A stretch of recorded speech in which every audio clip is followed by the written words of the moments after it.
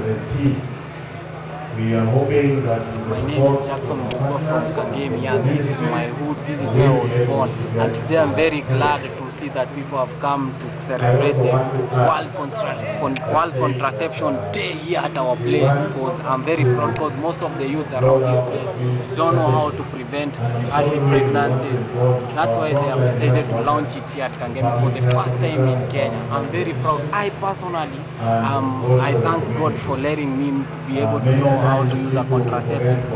I prefer using a condom, because you know condom ban, it prevents you from getting HIV and AIDS, as well as it prevents early pregnancy. That's why I personally prefer condom. Also, the contraceptive which is used here at our place, mostly it's the condom, the male condom, because to get the female condoms around this place is so much expensive. But the male condoms you can find them everywhere. Even you can find them on the way you're going. They are placed everywhere, for easy access for the youth. And again, my girlfriend uses the morning after pill, because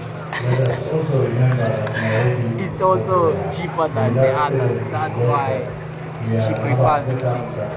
Thank you, people. World Contraception Day is here for you. You see? we do have a few challenges.